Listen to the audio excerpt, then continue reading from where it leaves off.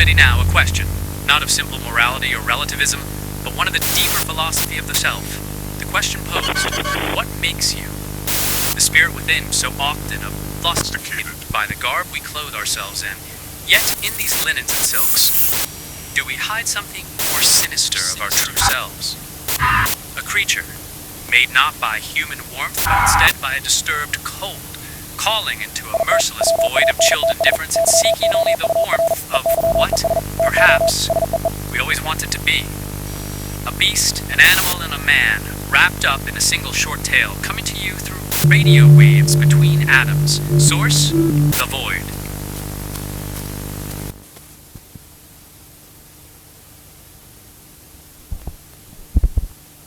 He wandered the woods and wore their skin.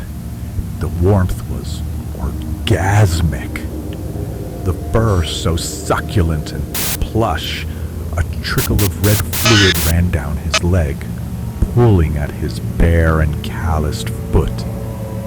The heat of this flesh had begun to wane, its temperature now in homeostasis with the forest. But he was a bear, an apex predator of the timberland.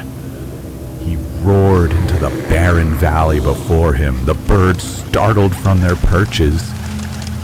He wanders, smelling the air for a trace of musk, a pheromone of warmth confirming life. For the sun was disappearing, and the cold white face of the night was already high in the heavens. Shelter was not a consideration that need be faced.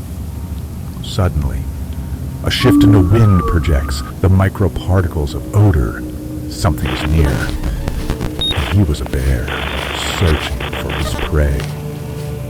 He stalked, sometimes on 4 feet, sometimes on 2. Tattered linen, moist with plasma and hemoglobin, clung to false flesh, the true skin wrapped tightly with twisted twigs. His mind focused on the target, the goal, the opportunity. There were several scents wafting in the breeze, most organic, most commonplace. The scent of life, trees, scat and urine and burning wood. But the bear could smell something new, something he had not encountered in years since the sky bird ignited. Its putrid black blood burned for days while the bear watched. Thirst so hot on his skin, the animals of the woods fled, no others came.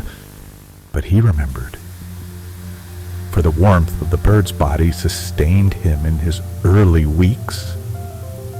But when the bird finally passed, its blood dry in the earth, he was forced to move. The nights were ice, his body shook and convulsed uncontrolled, his breath fogged over his eyes, the pelt near his mouth frozen with condensed moisture.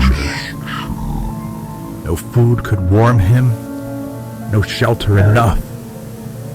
But something came along, a stag injured from another predator. It was enough to keep him, and he was a stag for some time. But as the nights grew colder, the stag was not enough. Its warmth long passed, so it became a beaver, then a lynx, and many more since, until he became a bear as he was now. But even the bear is not enough, for the night is colder than before, and he cannot get warm. He skulked through the underbrush, the creatures covered in skins of their own, bright and flashing colors, blues and greens not consistent with any beast the bear had seen before. Some male, some female, near shelter of silky leaves and black flexing sticks. They circled a fire, sitting with their backs to the bear, guarding its heat. They drank from vessels of ore and ate something unknown. But it mattered not, for they had warmth, and the night was cold. The bear roared from a distance, the male standing to investigate. They abandoned their females, searching for the hunter. They called out, but their language was lost to him. He sprinted from the woods, the angle opposite of the searchers, and pinned a female. She alerted the others, but was dispatched by the bear's powerful claws, which cut the cords of her throat, silencing her. The other alerted, and one ran. Others froze. They stared at the bear, locking their fearful eyes. Eyes of prey with his animalistic black spheres. He was faster than the one who ran. Tackling her from behind, he bit her neck. It was a mistake. He realized it too late, for she spilled the warmth into the earth too rapidly and was no more. The males kicked the bear. One struck him with a branch from the fire. Hurt, he tore a chunk from the skin of his left leg. Thankfully, there was no pain from his skin, merely blunt trauma.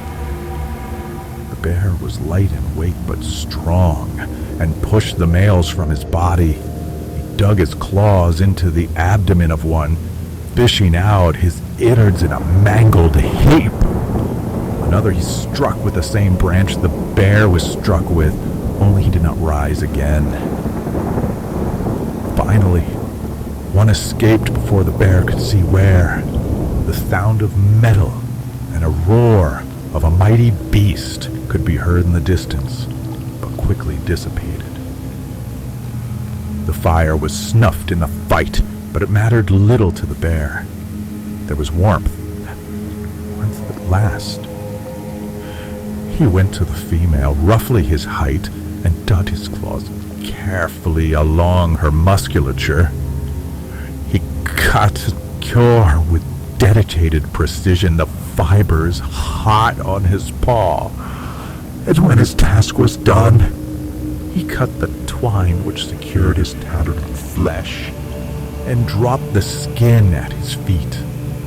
His false skin was tight to his emaciated body, his ribs protruding from his chest, his vertebrae stuck out like a fish's fins, the false flesh rich in abrasions and dark contusions and hairless scar tissue.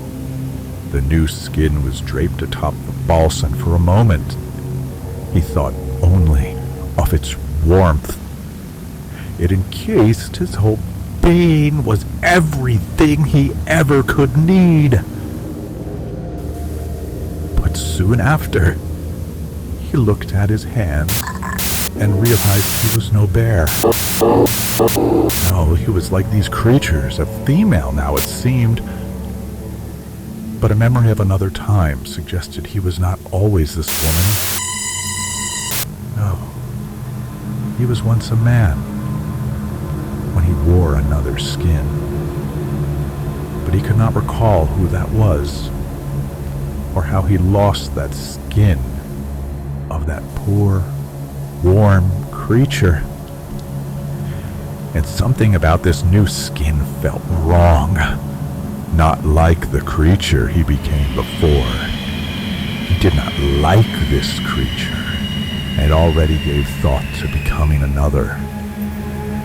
Not that it mattered much, as the skin he wore was already growing cold, and he wandered the woods a woman for now. He searched only for warmth, and he wore their skin. They say that clothes make them mad, whether literal or idiomatic remains to be seen. And perhaps, nearly in this research, we wax poetic of a world where a beast stalks, cloaked in skins not their own, seeking warmth somewhere in the void.